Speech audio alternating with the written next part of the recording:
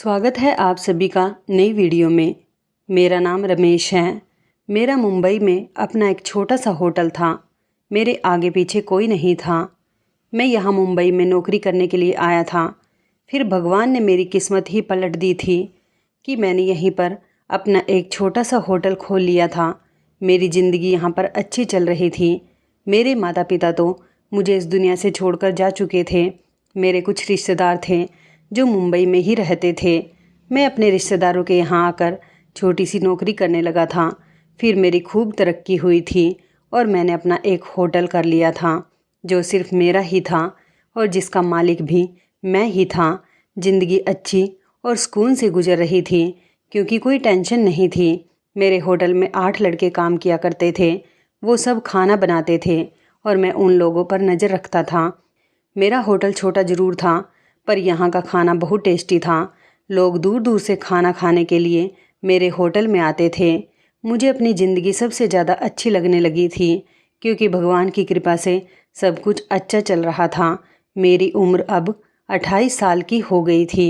मैं अपनी शादी करके अपना परिवार आगे बढ़ाना चाहता था, लेकिन अभी तक मैंने किसी लड़की को पसंद नहीं किया था और ना ही मेरा कहीं रिश्ता लगा था। फिर एक दिन मैं अपने होटल में अपने ऑफिस में बैठा हुआ था जब मैंने एक लड़की को देखा था। वो मुझे पहली नज़र में देखते ही भाग गई थी। वो मुझे बहुत अच्छी लगी थी, लेकिन उसके चेहरे पर एक अजीब सी उदासी थी। वो मेरे सामने बैठी हुई थी और मैं उसकी तरफ बार बार देख रहा था। ये सोच रहा था कि ये क्यों परेशान है और इसे क्या प्रॉब्लम है। अजीब सी बात है, ना तो मेरा कोई उससे रिश्ता था और ना ही कोई संबंध था, लेकिन मैंने उसकी परेशानी को महसूस कर लिया था। फिर वो बेचैन होकर और रिक्वेस्ट भरे अंदाज में मुझसे कहने लगी कि सर, मैं बहुत मजबूर हूँ। मुझे आपके होटल के बारे में पता चला तो मैं यहाँ पर आ गई। क्या आप मुझे नौकरी पर रख सकते हो? प्लीज़ इनकार मत करना और मुझे नौकरी दे देना। मैं बहुत दूर से यहाँ पर आई हूँ। मैं यहाँ से निराश होकर नहीं जाना चाहती। मेरे होटल में हर तरह के लोग खाना खाने के लिए आते थे और तो और मेरा पूरा का पूरा स्टाफ मेल था, उसमें कोई भी फीमेल नहीं थी। मैंने सोचा कि अगर मैंने उसे नौकरी दे दी तो मुझे उसकी जिम्मेदारी उठानी पड़ेगी और ये मेरे होटल के रूल के ख़िलाफ़ है। मैं यहाँ पर किसी लड़की को नौकरी नहीं देना चाहता। इतने सारे लड़कों में एक अकेली लड़की, कहीं मेरे होटल का नाम बदनाम ना हो जाए। बस इसी वजह से मैंने उसको नौकरी देने से साफ साफ मना कर दिया था। वैसे तो मुझे उसे काम देने में कोई प्रॉब्लम नहीं थी क्योंकि मैंने अपने होटल के रूल्स खुद ही बनाए थे। मैं यहाँ का मालिक था, इसलिए यहाँ पर मेरी ही मर्जी चलती थी। और फिर उस लड़की को यहाँ रखने से कहीं कोई प्रॉब्लम ना हो जाए, उसने फिर से कहा, सर प्लीज़ देख लीजिए, अगर कोई गुंजाइश हो जाए। मैं बहुत मजबूर हूँ और बहुत उम्मीदों के साथ यहाँ पर आई हूँ। उसका इतना मासूम चेहरा और उसकी इतनी मासूमियत भरी बात सुनकर मेरा दिल पिघल गया था। मैं कोई बुरा आदमी नहीं था क्योंकि हर मर्द बुरा नहीं होता। मैंने सोच लिया था कि मुझे इसकी मदद करनी ही होगी। मैंने कहा कि ठीक है और मैंने उसे अपने होटल के सारे काम समझा दिए थे और बता दिया था कि तुम कहाँ पर काम किया करोगी। उसे मैंने सब्जी वगैरह काटने का, चीज़ों को फ्राई करने और मसाले पीसने का काम बता दिया था। वैसे और काम करने के लिए तो मैंने कुक रखे हुए थे। इस बात से वह बहुत खुश हो गई थी। उसने फिर से कहा था कि आपका बहुत धन्यवाद, मैं बहुत ज़्यादा मजबूर हूँ। आपने एक मजबूर की मजबूरी को समझा। मैंने कहा कि बार बार अपनी मजबूरी के बारे में मत कहो, मैं तुम्हें शर्मिंदा नहीं करना चाहता, मैं तुम्हारी मदद कर सकता हूँ। तो मैंने तुम्हारी मदद कर दी। फिर मैंने उसे 1 महीने की सैलरी भी एडवांस में दे दी थी। मेरे यहाँ काम करने वाले एक लड़के ने मुझसे कहा कि सर, आपने उस लड़की को यहाँ नौकरी देकर अच्छा नहीं किया और फिर आपने उसे पहले ही दिन 1 महीने की सैलरी एडवांस भी दे दी। कुछ लोग बहुत लालची होते हैं। आप देखना ऐसा ही ना हो कि वो कल काम पर ही ना आए और आपके पैसे लेकर फरार हो जाए। लेकिन वो अगले दिन काम पर आ गई थी और उसने 1 दिन की भी छुट्टी नहीं की थी। वो लगातार काम कर रही थी, टाइम से आती थी और टाइम से ही अपने घर चली जाती थी। और अब उसे मेरे होटल में काम करते हुए 1 महीना हो गया था। अपना 1 महीना पूरा होते ही उसने मुझसे एक अजीब सी फरमाइश कर दी थी। उसने मुझसे कहा था कि सर, मुझे पैसों की ज़रूरत है, तो मैंने उसके एक बार के ही कहने पर उसे कुछ पैसे दे दिए थे। उसने कहा कि नहीं, मुझे इससे भी ज़्यादा पैसे चाहिए। अगर आप चाहो तो मैं आपके लिए कुछ भी कर सकती हूँ। मुझे पता चला कि आपकी शादी नहीं हुई है। अगर आप चाहो तो मैं एक दिन के लिए आपकी पत्नी बनकर आपके साथ रात गुजार सकती हूँ। मैंने जब उसकी बात सुनी तो मेरे होश उड़ गए थे, क्योंकि उसने बात ही ऐसी कर दी थी। मैंने फ़ौरन उसका हाथ पकड़ा और उसे ऑफिस के अंदर ले गया था और फिर मैंने उस पर डांट लगाई थी। कहा था कि ये तुम कैसी बकवास कर रही हो, तुम्हें ऐसी बातें करते हुए शर्म नहीं आती? पैसों के लिए तुम इतनी गिर गई हो कि तुम साफ साफ शब्दों में मुझसे ये बात कह रही हो। उसने मुझे अपना नाम अविका बताया था। उसने ढीले ढीले कपड़े पहने हुए थे और वो सलवार कमीज पहनी हुई थी। उसके सर पर दुपट्टा भी रखा हुआ था। वो देखने में जवान और बेहद खूबसूरत थी और मेरे होटल में काम करने लगी थी। मेरी डांट पर वो बहुत शर्मिंदा हुई थी और उसके बाद उसने मुझसे कभी भी कोई गलत बात नहीं कही थी।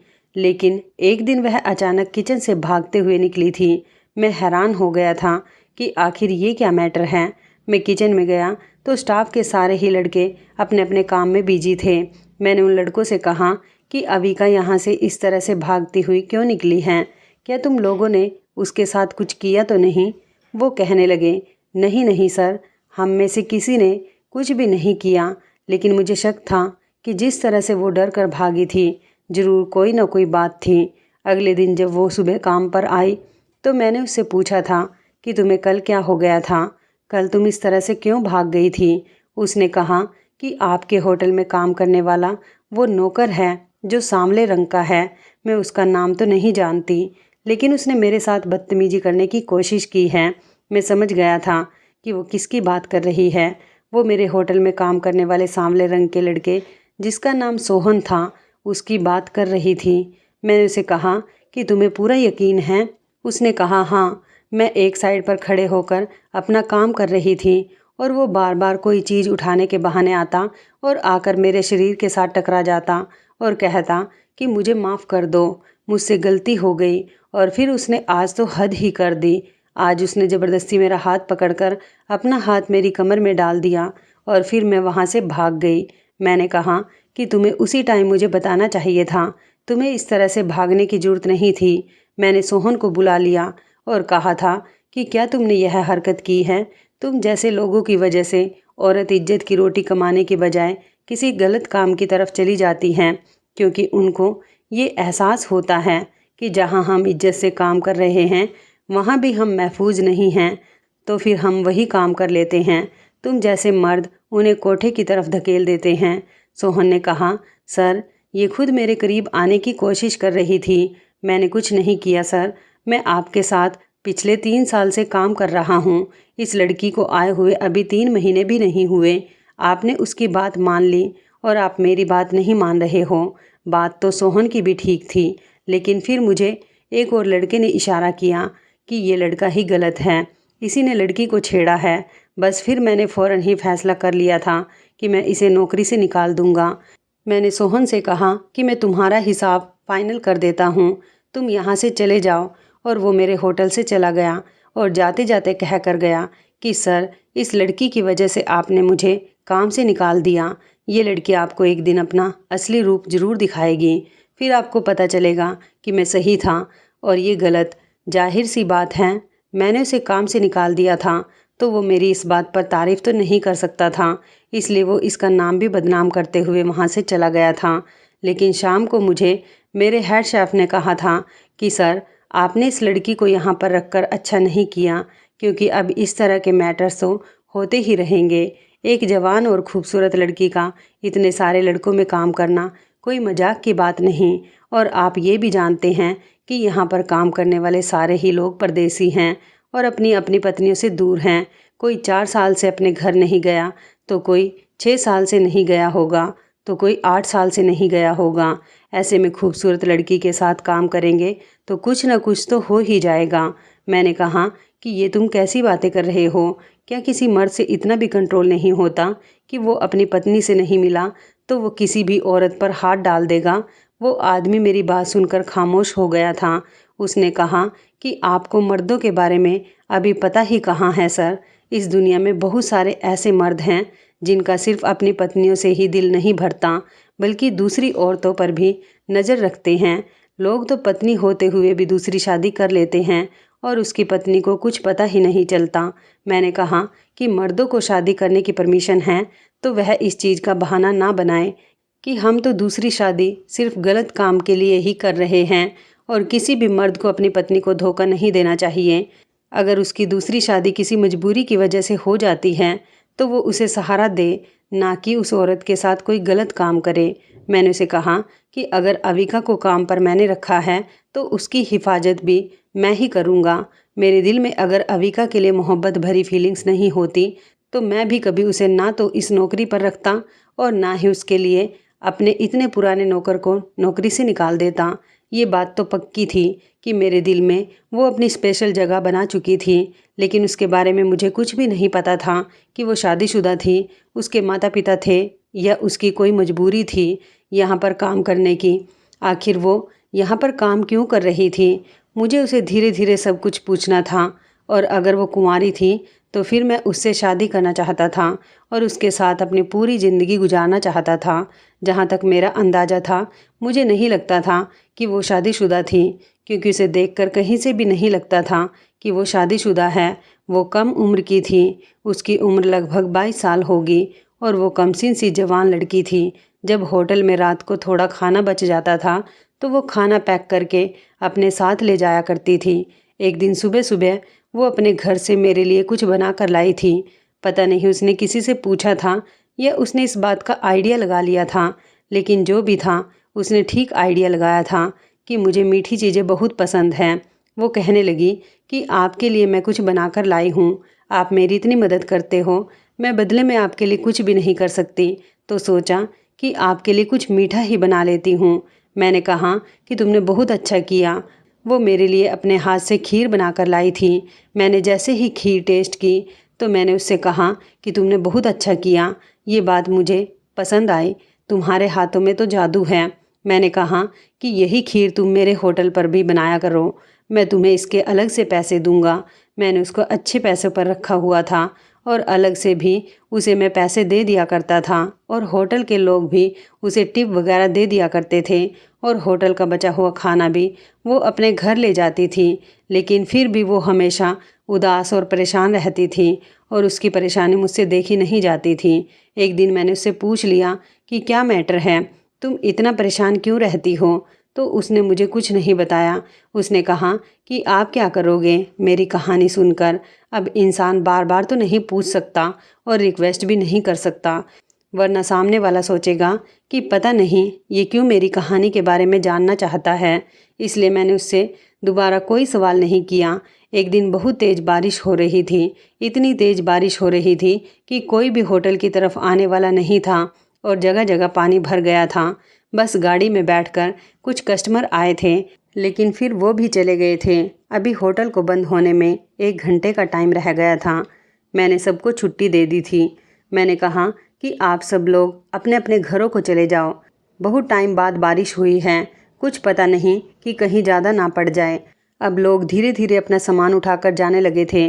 अविका भी जा रही थी। उसने दरवाजे से बाहर जाते हुए देखा और मैं खुद होटल में ही बैठ गया था। मैंने सोचा कि आज थोड़ा हिसाब किताब कर लेता हूँ। 1 घंटे बाद मुझे भी घर जाना था, लेकिन ये देखकर मैं हैरान रह गया था कि वो वापस आ गई थी। मुझे लगा कि शायद वो अपना कोई सामान भूल गई होगी, लेकिन मेरे ऑफिस में आकर उसने दरवाज़ा बंद कर दिया। मैंने उसे कहा था कि क्या बात है, जबकि मुझे थोड़ा आइडिया हो गया था कि वो क्या चाहती है। उसने कहा कि मुझे कुछ पैसों की सख्त ज़रूरत है। मैंने सुना है कि आपकी पत्नी नहीं है, आपकी शादी नहीं हुई है अभी। मैंने कहा कि तुम्हें किसने बताया ये सब? तो वो कहने लगी कि लोग आपस में बातें कर रहे थे तो मैंने सुन लिया था। अगर आप कहोगे तो मैं वो काम कर सकती हूँ जो एक पत्नी एक आदमी के लिए करती है। एक दिन के लिए आपकी पत्नी बन सकती हूँ। मुझे पता है कि आप मेरी इस बात से नाराज़ हो जाओगे, लेकिन मैं बहुत मजबूर हूँ। मुझे पैसों की ज़रूरत है, इसलिए आप मुझे थोड़े से पैसे दे दो। इसके बदले में मैं वो सब कुछ करने के लिए तैयार हूँ। मैंने उसे हैरान होकर देखा था, क्योंकि इससे पहले जब उसने यही बात कही थी तो मैंने उसे बहुत डांटा था। मैं जिस लड़की से शादी करना चाहता था वो मुझे इस तरह से ऑफ़र दे रही थी, वो भी रात के टाइम पर, जब इस होटल में सिवाय मेरे और उसके कोई भी नहीं था। जब कोई मर्द अपनी पसंद की लड़की के मुंह से इस तरह की बात सुनता है तो वो क्या सोचता है? जाहिर सी बात है वो यही सोचेगा कि ये लड़की तो ठीक नहीं है, लेकिन वो शक्ल से ही बहुत ज़्यादा मजबूर लग रही थी। आखिर उसकी ऐसी भी क्या मजबूरी थी? अब तो मेरा दिमाग घूम गया था। जब खुद ही फल मेरी गोद में गिरने को तैयार था तो मैं क्यों पीछे हटता? मैंने उसका हाथ पकड़ लिया और उसे होटल के रूम में ले गया था। मैंने कहा, अच्छा तुम्हें पैसे चाहिए ना? उसने कहा कि हाँ, लेकिन उसकी आंखों में आंसू भी आ चुके थे। मैंने उसे कहा कि तुम्हें कितने पैसे चाहिए? एक दिन के लिए तुम मेरी पत्नी बनना चाहती हो? अगर मैं तुम्हें कुछ दिनों के लिए अपनी पत्नी बनाना चाहूँ तो चलेगा, लेकिन तुम्हें पैसे बहुत मिलेंगे। पहले तो उसने कहा कि हाँ, लेकिन मेरी माँ बीमार है, वो बहुत ज़्यादा बीमार है।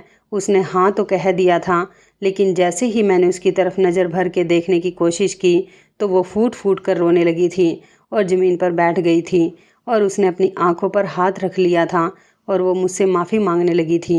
वो कहने लगी कि मुझे जाने दो प्लीज़ सर, मुझे जाने दो, मैं ये काम नहीं कर सकती। मैं एक पल को कमज़ोर पड़ गई थी, लेकिन नहीं नहीं, मैं ऐसा नहीं कर सकता। मैं भी पीछे हट गया था। दरअसल मेरा ऐसा करने का कोई इरादा नहीं था। मैं उसकी फीलिंग्स को ठेस नहीं पहुंचाना चाहता था और उसका कॉन्फिडेंस जाग गया था। मैंने कहा कि तुम मुझे ये बताओ कि तुम्हारी ऐसी कौन सी मजबूरी है कि तुम ये सब करने को तैयार हो गई हो, और भगवान के लिए मुझसे झूठ मत बोलना। उसने कहा कि मैं आपसे कोई झूठ नहीं बोलूँगी, आप मेरे साथ चलो, मैं आपको दिखाती हूँ कि मैं किस हद तक मजबूर हूँ। मैंने अपनी गाड़ी निकाली और उससे कहा कि ठीक है, चलो मेरे साथ।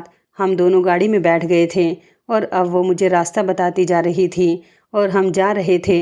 रास्ता बहुत दूर तक जा रहा था। हम लोग आबादी से अब काफ़ी दूर आ गए थे। अब मुझे थोड़ा डर भी लग रहा था कि मैं एक होटल का मालिक हूँ और ये लड़की मेरे पास आती है और कहती है कि मुझे काम चाहिए, फिर अपनी अदाओं से मुझे लुभाने की कोशिश करती है, फिर मुझे गलत काम करने का ऑफ़र देती है और अब कह रही है कि मैं आपको अपने साथ लेकर चलती हूँ। कहीं ऐसा तो नहीं कि ये सब कुछ प्लान के मुताबिक कर रही है और मुझे अपने किसी जाल में फंसाना चाहती है। अब ये जहाँ मुझे ले जा रही थी, कहीं वहाँ पर मुझसे ये सब कुछ छीन ले, मेरी गाड़ी भी मुझसे ले ले। मेरी जेब में कुछ पैसे भी थे, मेरे पास 2 महंगे महंगे मोबाइल भी थे। वो सब कुछ अगर इसने मुझसे छीन लिया तो क्या होगा? किसी को कुछ पता भी नहीं चलता। आज तो बारिश का दिन था, इतने दिन तक उसने ऐसी कोई हरकत नहीं की थी, लेकिन उसे आज ही ये सब कुछ क्यों याद आ रहा था? क्योंकि बारिश में तो कोई भी बाहर नहीं निकलता। मेरे दिमाग में हज़ार तरह की बातें आ रही थी। जब अचानक से उसने कहा कि वो सामने गली में पहले घर के सामने गाड़ी रोक दे। ये घर मुझे बहुत छोटा लग रहा था। ऐसा लगता था घर की दीवारें तो पक्की हैं, लेकिन शायद ऊपर से छत कच्ची बनी हुई है। वो भी गाड़ी से उतर गई थी और हम लोग घर के अंदर चले गए थे। घर की हालत देखकर आइडिया हो रहा था कि यहाँ पर गरीबी राज करती थी। इस घर में कुछ भी नहीं था। सामने ही किसी बच्ची के टूटे फूटे खिलौने पड़े हुए थे। मैं समझ गया था कि ये लड़की शादीशुदा है और उसके तो बच्चे भी हैं, लेकिन जब भी वो काम पर आती थी वो बच्चों को अपने साथ नहीं लाती थी। शायद ये अपने बच्चों को घर पर ही छोड़कर जाती थी। बच्चे की चीज़ें तो पड़ी हुई थी, मगर बच्चा कहीं भी नज़र नहीं आ रहा था। यहाँ पर एक बच्चे की पुरानी सी वॉकर थी और कुछ खिलौने थे। उन पर बहुत सारी धूल जमी हुई थी, लेकिन शायद बच्चा कमरे में था। वो मुझे कमरे में ले गई, लेकिन सामने का नज़ारा देखकर तो मेरे पैरों तले से ज़मीन निकल गई थी, क्योंकि उस कमरे के अंदर बिस्तर पर एक आदमी पड़ा हुआ था जिसका आधा शरीर लाचार हो चुका था, लेकिन वो जाग रहा था और कुछ अजीब अजीब से इशारे करते हुए अविका से पूछने लगा कि ये कौन है। अविका ने इशारे से बताया कि ये मेरे सर हैं, जहाँ पर मैं काम करती हूँ, ये वहाँ के मालिक हैं। फिर उसने उस आदमी पर ब्लैंकेट डाल दिया था और उसे पानी पिलाने लग गई थी। उसके बाद उसने दवाई खिलाई थी। फिर उसने मुझसे कहा कि सर, आप मेरे साथ बाहर आकर बैठ जाओ। मैं उसके कमरे से बाहर आ गया था। यहाँ पर एक कमरा और था और बाहर सिर्फ एक छोटा सा आंगन बना हुआ था। आंगन तो मैंने समझाने के लिए कह दिया, बस एक छोटी सी खाली जगह थी। मैं वहीं कुर्सी पर बैठ गया था और ये सोचने लग गया था कि घर में बच्चे के खिलौने तो पड़े हुए हैं, लेकिन बच्चा मुझे कहीं पर भी नज़र नहीं आया। फिर अविका बाहर आ गई थी और एक छोटे से स्टूल पर मेरे सामने आकर बैठ गई थी। उसने कहा कि आपको मेरा घर कैसा लगा? मैंने उसे कहा तुम्हारा ये घर बहुत अच्छा है। फिर उसने मुझे बताया कि अंदर जो आदमी लेटा हुआ है ना, वो मेरा पति है। ये सुनकर तो जो मेरे हाथ में उम्मीद का शीशा था वो चकनाचूर हो गया था, क्योंकि मैं तो उसे अपनी पत्नी बनाना चाहता था और ये पहले से ही शादीशुदा निकली थी। उसने कहा कि मेरा पति बीमार है और मैं उसी के इलाज के लिए पैसे जमा करती हूँ। मैंने कहा कि हाँ, ये तो मैंने देख लिया, तुम सच में बहुत मजबूर हो। क्या हुआ था तुम्हारे पति को जो उनकी हालत ऐसी हो गई? इस पर अविका ने कहा कि मुझे नहीं पता कि उसे क्या हुआ था। मैंने कहा कि तुम्हारा क्या मतलब है? तुम्हें ये नहीं पता कि तुम्हारे पति के साथ फिर हुआ क्या था? उसने कहा कि जब मेरी उससे शादी हुई थी तब भी वो ऐसा ही था। मैंने कहा ये तुम क्या कह रही हो? तुम्हारी शादी एक ऐसे इंसान के साथ करवा दी गई थी जिसे पैरालाइज हैं। आखिर किसने तुम्हारी शादी इसके साथ करवाई थी और तुम्हारी शादी को कितने साल हो गए? अविका ने बताया कि मेरी शादी को 5 साल हो गए। पहले सिर्फ उसके एक हाथ में पैरालाइज हुआ था। उसके साथ मेरी ज़िंदगी बहुत बुरी गुजर रही थी, क्योंकि वो एक हाथ से लाचार हो गया था, लेकिन इसका दूसरा हाथ ठीक था। वो मुझे उस हाथ से बहुत मारता भी था। भगवान ने हमें औलाद भी दी थी, लेकिन वो भी इस दुनिया से चली गई। मेरी बेटी 2.5 साल की थी। मेरी बेटी बहुत ज़्यादा बीमार हो गई थी। उसे निमोनिया हो गया था और वो बुखार से तड़प रही थी। और फिर भगवान ने उसे अपने पास बुला लिया, क्योंकि उसका यहाँ पर ख्याल रखने के लिए कोई भी नहीं था।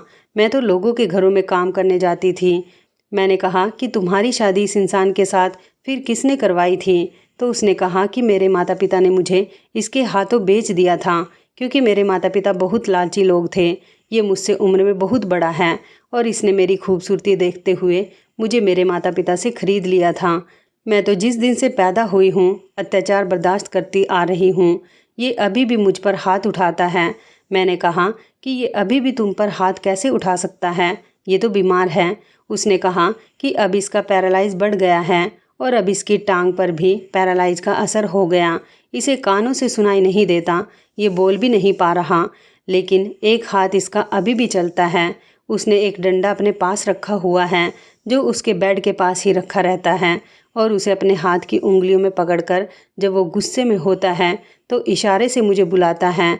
मैं उसके सामने बैठ जाती हूँ और वो डंडे के साथ मुझे मारना पीटना शुरू कर देता है। तभी तो मैं ये ढीले ढाले कपड़े पहनती हूँ, ताकि मेरे शरीर पर जो जख्म के निशान हैं वो किसी और को ना दिख जाए। अगर कोई मेरे जख्म गिनने बैठ गया तो उसे सुबह हो जाएगी। ये आदमी मुझ पर बहुत अत्याचार करता है। उसकी ये बातें सुनकर तो मेरी आंखों में भी आंसू आ गए थे। मैंने कहा कि फिर भी तुम इस घटिया इंसान का इतना ख्याल रख रही हो, तुम इसे छोड़ क्यों नहीं देती? और तुम उसके लिए पैसा भी कमाती हो और इस आदमी के लिए तुम मेरे साथ भी रात गुजारने के लिए तैयार हो गई थी। अरे तुम इसको मार क्यों नहीं देती हो? ऐसे लोगों को इस दुनिया में जीने का कोई हक नहीं, जो औरत को कुछ नहीं समझते, और वो भी एक ऐसी औरत को जो एक घटिया मर्द के लिए अपनी मेहनत से पैसा कमाती है और उसका ख्याल रखती है। मुझे तो बहुत ही गुस्सा आ रहा था। शायद मैं खुद भी कभी ऐसा नहीं करता, लेकिन गुस्से में मैं उसको इस तरह की एडवाइस देने लगा था। उसने कहा कि मैं क्या करूं? ये जैसा भी है पर है तो मेरा पति ही, और मैं अपना सुहाग नहीं उजाड़ सकती। जब तक इसकी सांसें चल रही हैं मैं इसकी पत्नी हूँ। मेरी ज़िंदगी में शामिल होने वाले लोगों ने मिलकर मेरे साथ बहुत बुरा किया, लेकिन मैं बुरी इंसान नहीं हूँ। ये मेरे साथ इसलिए बुरा कर रहा है क्योंकि ये मुझे भी बुरा बनाना चाहता है। ये सब तो जाएंगे ही एक दिन नर्क में, और इनसे सवाल भी ज़रूर किया जाएगा, इनको सज़ा भी ज़रूर मिलेगी। लेकिन अगर मैंने इसके साथ कुछ बुरा किया तो फिर मुझे भी सज़ा मिलेगी। फिर मेरे साथ बुरा करने वाले लोगों में और मुझ में क्या फ़र्क रह जाएगा? ये दुनिया में जीत जाएंगे, लेकिन भगवान के यहाँ जाकर तो मेरी ही जीत होगी और ये सारे के सारे हार जाएंगे। मैंने कहा कि तुम इसका इलाज क्यों करवाना चाहती हो? तो वो कहने लगी कि अगर ये मर गया तो लोग उसकी मौत का इल्ज़ाम मुझ पर ही लगाएंगे, लेकिन अगर ये अपनी मौत पर गया तब भी मुझे सब बुरा ही कहेंगे कि मैंने अपने पति को मार डाला। क्योंकि जब मैं लोगों को बताती हूँ कि मेरा पति ऐसी हालत में है और मुझे मारता है, फिर भी मैं उसके लिए सब कुछ कर रही हूँ, तो लोगों को इस बात पर यकीन नहीं आता यहाँ आसपास के लोग कहते हैं कि ये अपने बीमार पति को छोड़कर बाहर घूमने के लिए जाती है या फिर धंधा करती है। ये गलत तरीके से पैसा कमाती है, वरना इतनी खूबसूरत लड़की हो और उसका पति ऐसे बीमार होकर बिस्तर पर पड़ा हुआ हो और उसे मारता भी हो, फिर ये उसके लिए इतनी मेहनत क्यों करेगी? मैं किस किस को जवाब दूँ? अब मैं तंग आ गई थी, इसलिए सोचा कि इल्ज़ाम तो मुझ पर वैसे भी आना था, तो फिर मैं कुछ गलत ही कर लेती हूँ। तभी आपको मैंने वो सब कुछ कह दिया था। मुझे माफ़ कर दो, मैं वो सब कुछ नहीं करना चाहती थी। मैं बहुत इज्जतदार लड़की हूँ। मैं बेबस हो गई थी और परेशान हो गई थी। मुझे अपनी बेटी की बहुत याद आती है। मैंने उसका नाम खुशी रखा था। सिर्फ इस इंसान की वजह से वो मुझसे दूर चली गई। वो बहुत बीमार हो गई थी। मैं उसके इलाज के लिए पैसों का इंतज़ाम करने गई हुई थी, लेकिन जब घर वापस आई तो मेरे पति ने मुझे इतनी ज़ोर से मारा था कि मैं बेहोश हो गई थी। और जब मेरी आँख खुली तो मेरी बेटी की आंखें बंद हो चुकी थीं और वो इस दुनिया को छोड़कर जा चुकी थी। मैंने अविका की बात सुनने के बाद उसके हाथ पर अपने दोनों मोबाइल और मेरे पास जो पैसे थे वो सब कुछ रख दिए थे और उससे कहा था कि ये मोबाइल बेच देना और इन पैसों को इस्तेमाल कर लेना और नौकरी पर भी आना। मैं चलता हूँ, लेकिन इससे पहले मैं तुम्हारे पति को कुछ कहना चाहता हूँ। तुम इसको बाद में सब कुछ बता देना। मैं उसके पास गया और मैंने उसके पति से कहा कि तुम कैसे इंसान हो, तुम्हें शर्म आनी चाहिए। तुम्हारी पत्नी तुम्हारा कितना ख्याल रख रही है और तुम हो कि उसको नुकसान पहुंचाते हो। अगर एक दिन तुम उसके साथ अच्छा सलूक कर लोगे ना, तो भगवान की कसम अपने कदमों पर खड़े हो जाओगे। वो मुझे हैरान होकर देख रहा था, क्योंकि उसे ठीक से सुनाई नहीं दे रहा था कि मैं उससे क्या बोल रहा हूँ। मैं वहाँ से निकल आया था। मेरी भी आंखों में आंसू आ गए थे। अब मुझे समझ आ रहा था कि उसने क्यों अपनी बेटी का सामान वहाँ पर रखा हुआ था, क्योंकि उसे अपनी बेटी की बहुत याद आती थी और हर चीज़ों पर जितनी धूल मिट्टी पड़ी हुई थी उसका मतलब यही था कि जिसका सामान है वो बेचारी इस दुनिया में नहीं थी। मैं वहाँ से चला गया था। मैं गाड़ी में बैठकर सोच रहा था कि ये दुनिया कितनी बुरी है कि लोगों ने एक तरफ औरत को इतना बुरा बनाया हुआ है कि अगर वो अच्छाई भी करे तो लोग कहते हैं कि नहीं नहीं, ये अच्छी नहीं हो सकती, और वहीं दूसरी तरफ मर्द को ऐसा बनाया है कि अगर मर्द औरत के कहने पर गलत काम करने के लिए इनकार कर ही नहीं सकता। लेकिन मैंने तो अविका को इनकार किया था, वरना ऑफिस में कोई भी नहीं था और बारिश भी हो रही थी और अविका ने तो मुझसे खुद कहा था कि मैं कुछ भी करने के लिए तैयार हूँ। लेकिन मैंने इनकार करके ये साबित कर दिया था कि अगर मर्द पवित्र है और पाप करने का इरादा नहीं रखता तो फिर उसे खूबसूरत से खूबसूरत लड़की भी बहका नहीं सकती, और वो भी इस पाप से बच गई थी। अविका काम पर आती थी तो मैं उससे कोई बात नहीं करता था। वो भी अपने काम में बिजी रहती थी, क्योंकि मुझे सच में उससे बहुत हमदर्दी हो गई थी और मोहब्बत भी थी अभी भी। लेकिन मैंने उसे अपने दिल में कहीं छुपा लिया था। मुझे नहीं लगता था कि वो कभी भी मुझसे शादी करेगी, क्योंकि वो अपने पति को नहीं छोड़ सकती थी। अगर वो अपने पति को छोड़ने वाली होती तो अभी तक छोड़ चुकी होती। मैंने अविका को अपने दिल के किसी कोने में दबा कर रख दिया था, जहाँ पर वो हमेशा के लिए सेफ रहने वाली थी। लेकिन मैं उसके सामने कुछ जाहिर नहीं करना चाहता था कि मैं उससे प्यार करता हूँ, क्योंकि मैं जानता था कि वो मेरी कभी भी नहीं हो पाएगी। दिन इसी तरह से गुजरते जा रहे थे। मैंने उसे ये भी नहीं पूछा था कि तुम्हारे पति का बिहेवियर अब तुम्हारे साथ बेहतर हुआ है या नहीं। क्या वो अभी भी तुम्हें मारता पीटता रहता है और तुम खामोशी से मार खाती रहती हो? लेकिन एक दिन मैं उसे देखकर हैरान रह गया था। आज वो बहुत ज़्यादा खुश लग रही थी और बहुत खूबसूरत भी लग रही थी। वो मेरे ऑफिस में आई और कहने लगी, सर मेरे पास आपके लिए कुछ है। मुझे लगा कि शायद फिर से वो मेरे लिए कुछ खाना बना कर लाई होगी, लेकिन इतने दिनों तक तो वो मुझसे दूर दूर रह रही थी और मुझे इग्नोर कर रही थी। फिर अचानक से उसे मेरा ख्याल कैसे आ गया था। मैं उसके साथ इस तरह से पेश आ रहा था कि जैसे सब कुछ नॉर्मल है और मेरे अंदर कुछ नहीं चल रहा। मैंने कहा कि हाँ बताओ, क्या लाई हो तुम? तो उसने मेरे सामने मेरे दोनों मोबाइल मेरी टेबल के ऊपर रख दिए थे। मैंने उसे कहा कि तुमने अभी तक इनको बेचकर इस्तेमाल नहीं किया? तो वो कहने लगी कि नहीं, मुझे इन्हें बेचने की ज़रूरत ही नहीं पड़ी। दरअसल मेरा पति इस दुनिया से चला गया। मैं उसकी बात पर चौंक गया था। मैंने कहा कि ये सब कैसे हुआ?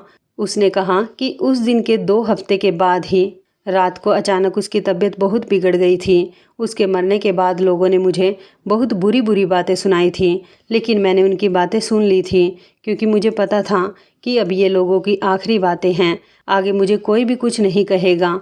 अब मैं घर में बिल्कुल अकेली रहती हूँ। मैंने कहा कि इतना सब कुछ हो गया और तुमने मुझे बताया क्यों नहीं? उसने कहा कि मैंने आपको इसलिए नहीं बताया कि आपने पहले ही मेरे लिए बहुत कुछ किया था और आज मैं आपको इसलिए सब कुछ बता रही हूँ क्योंकि बहुत जल्दी मेरी शादी होने जा रही है और वो भी बहुत अच्छे इंसान के साथ। ये सुनकर तो मेरे होश उड़ गए थे। मैं हैरान रह गया था कि वो अपने पति के मरते ही इतनी जल्दी शादी कर रही है। अगर उसका पति दुनिया से चला गया तो वो मुझसे शादी क्यों नहीं कर लेती? मुझे बताती तो मैं उससे कहता कि मैं तुमसे शादी करना चाहता हूँ। लेकिन मुझे बहुत अफसोस हुआ था। उसने मुझे आखिरी वक्त पर बताया था कि अगले महीने की 2 तारीख को मेरी शादी है, आपको ज़रूर आना है। मैं बहुत परेशान था। अगले महीने की 2 तारीख 10 दिन बाद ही आ गई थी। उस दिन मैंने होटल के सारे लोगों को छुट्टी दे दी थी और मैं अपने ऑफिस में बैठा हुआ था। मुझे पता था कि आज वो किसी और की हो जाएगी। अब मुझे इस बात पर बहुत गुस्सा आ रहा था कि मैंने ये मौका भी अपने हाथ से जाने दिया। वैसे भी उसके पति को किसी न किसी दिन तो मरना ही था। मैं ही उससे बात कर लेता तो वो मुझसे शादी करने से कभी इनकार नहीं करती। लेकिन वो इतनी खूबसूरत थी कि उसे कोई भी आसानी से अच्छा लड़का मिल गया होगा। उसे तो कोई भी मिल सकता था। मेरा दिल टूट चुका था जब दरवाजे पर अचानक मुझे हलचल की आवाज़ सुनाई दी थी और कोई अंदर दाखिल हुआ। मैंने सामने देखा तो मैं हैरान रह गया था कि सामने कोई और नहीं बल्कि अविका खड़ी हुई थी और वो दुल्हन बनी हुई थी। मैंने उससे कहा कि तुम यहाँ पर क्या कर रही हो? क्या हुआ? कोई परेशानी हो गई है क्या? सब ठीक तो है ना? और तुम्हारा पति कहाँ है? तुम दुल्हन बनकर यहाँ क्यों आई हो? वो मुस्कुराने लगी और कहने लगी कि मेरा दूल्हा और मेरा होने वाला पति तो मेरे सामने ही खड़ा हुआ है। मैंने कहा कि क्या मतलब है तुम्हारा? और फिर अचानक से मैं समझ गया था कि वो क्या कहने जा रही हैं। उसने कहा कि मैं आपसे ही शादी करना चाहती हूँ। आप ही वो इंसान हो जिसने मेरी मदद की और मेरी हिफाजत की और मेरी मजबूरियों को समझा, मुझ पर बुरी नज़र नहीं डाली। मैं आपके अलावा और किसी से शादी नहीं कर सकती। मुझे आपसे अच्छा पति मिल ही नहीं सकता। जब उसने ये बात कही तो मैं आप लोगों को बता नहीं सकता कि उस टाइम मुझे खुशी कितनी हो रही थी। मैं बेबाकी से उसे देख रहा था और खुशी से पूरी तरह से हैरान हो गया था। मैंने उसे गले से लगा लिया और हम लोगों ने उसी दिन शादी कर ली थी। वो मेरी पत्नी बन गई और हम दोनों हंसी खुशी ज़िंदगी गुजार रहे हैं। उसने मेरे घर को स्वर्ग बना दिया। वो मेरे घर को अच्छी तरह से संभालती है और अब तो वो मेरे बच्चे की माँ भी बनने वाली है। फिर जब 9 महीने पूरे हो गए तो उसने एक बेटी को जन्म दिया। वो कहती है कि ये मेरी वही बेटी है जो मुझे छोड़कर चली गई थी। अब ये वापस मेरी ज़िंदगी में आ गई। मैं इसका नाम खुशी रखूँगी। मैं भी उसे कहता हूँ कि हाँ, तुम इसका नाम खुशी ही रखना। बहुत प्यारा नाम है और तुम यही समझना कि तुम्हारी बेटी दोबारा से वापस आ गई। भगवान ने तुम्हें तुम्हारी बेटी वापस कर दी। उसने मेरे घर को स्वर्ग बना दिया था। उसके दम से मेरा होटल और भी ज़्यादा अच्छा चल निकला था। मैं बहुत खुश हूँ और मुझे अविका के रूप में एक बहुत खूबसूरत और अच्छी लाइफ पार्टनर मिली है क्योंकि मैंने पाप नहीं किया था।